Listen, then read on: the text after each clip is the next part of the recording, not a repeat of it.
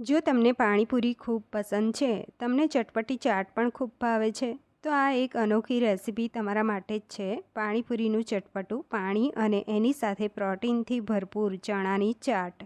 નાના બાળકોથી લઈ મોટા બધાને આ રેસીપી ખૂબ જ પસંદ આવશે. ગમે તો લાઈક કરી દેજો, મારી ચેનલને સબસ્ક્રાઈબ કરી દેજો. સૌ પ્રથમ અહીંયા 1 વાટકી જેટલા દેશી ચણા 2 વખત પાણીથી વોશ કરી એક્સ્ટ્રા પાણી જવા દઈ પાણી એડ કરી અને 5-6 કલાક પલાળી રાખ્યા હતા. તો ચણા સરસ 5-1 કલાકમાં પલળી જાય છે. જો પલળી ગયા છે. હવે આમાંથી આ પાણી કાઢી અને કુકરમાં લઈ લઈએ ચણાને. તેની સાથે 2 નંગ બટાકા લઈશું, જે મેં છોલીને લીધા છે, મીડિયમ સાઇઝના. છોલી પાણીથી વોશ કરીને લેવાના અને એની અંદર 1/4 ગ્લાસ જેટલું પાણી ઉમેરી દઈએ. અડધી ટીસ્પૂન મીઠું એડ કરી ઢાંકણ બંધ કરી મીડિયમ ફ્લેમ ઉપર 5 વિસલ આવવા દેવાની છે. તો 5 વિસલ પડી ગઈ છે. ગેસની ફ્લેમ બંધ કરી લેવાની છે. અને હવે આપણે કુકરમાંથી પ્રેશર ઓછું થાય એટલે ચણા બટાકાને સ્ટેનરમાં લઈ લેવાના છે.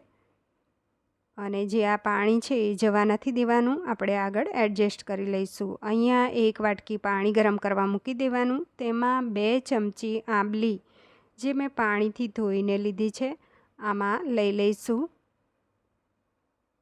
તો આપણે ગોળ આંબલીનું પાણી તૈયાર કરવાનું છે. તો 1/4 કપ જેટલો ગોળ ઉમેરીશું. 5 મિનિટ ઉકળી જાય પછી ગેસની ફ્લેમ બંધ કરી લેવાની.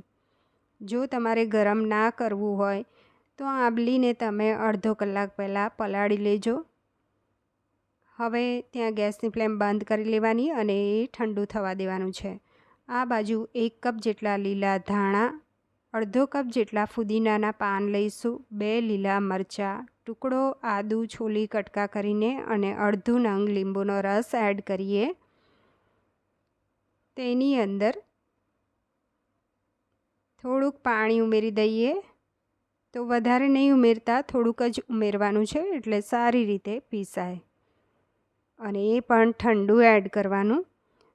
અડધી ટીસ્પૂન કરતાં ઓછું મીઠું નાખી અને ચટણી તૈયાર કરી લેવી. ચટણી તૈયાર થઈ ગઈ છે. હવે એક બોલમાં કાઢી લઈશું. હવે આ આંબલી ગોળનું પાણી ઠંડુ થઈ ગયું છે. એને મિક્સર જારમાં લઈ અને પીસી લેવાનું છે. તો પીસાઈ જાય એટલે સ્ટેનરથી ગાળી લેવું. તો આંબલી ગોળનું પાણી પણ તૈયાર થઈ ગયું છે. હવે એક બાઉલમાં, મોટા બાઉલમાં ચણા લઈ લઈશું. તેની અંદર બાફેલા બટાકા કટ કરીને લેવા, એક મીડિયમ સાઇઝનું ટામેટું કટ કરીને, ડુંગળી કટ કરીને એડ કરવી મીડિયમ સાઇઝની, 1 ટેબલસ્પૂન કેપ્સિકમ, એની જગ્યાએ લીલું મરચું પણ લઈ શકો છો, 1 ટીસ્પૂન સિંધવ નમક, 1 ટીસ્પૂન શેકેલા જીરા પાવડર, 1 ટીસ્પૂન આમચૂર પાવડર, 1 ટીસ્પૂન અહીંયા લાલ મરચું પાવડર, 1 ટીસ્પૂન ચાટ મસાલો લીધો છે. અડધી ટીસ્પૂન કરતાં ઓછું મીઠું લેવાનું છે.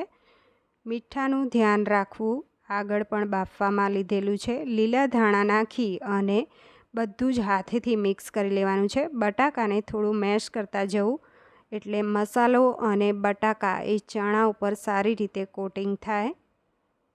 તો જો અહીંયા સરસ કોટિંગ થઈ ગયું છે અને ચણા આ પણ એટલા બધા ટેસ્ટી લાગે છે.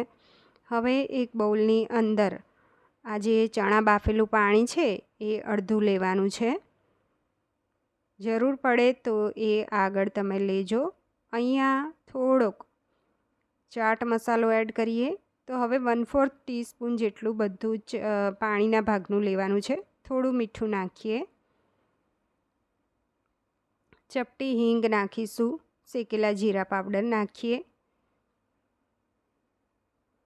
હવે તેની અંદર આમચૂર પાવડર, સૂંઠ પાવડર અને જે આપણે ગ્રીન ચટણી તૈયાર કરી છે એ 4 થી 5 ટેબલસ્પૂન જેટલી એડ કરી લેવાની છે. તો અહીંયા તીખાશ તમને ગમતી હોય એટલી તમે એડ કરી શકો છો. તીખાશ, ખટાશ, ગળાશ. તો અહીંયા ગોળ આંબલીનું પાણી પણ એડ કરી લીધું છે થોડું. બધું જ સારી રીતે મિક્સ કરી લેવાનું છે.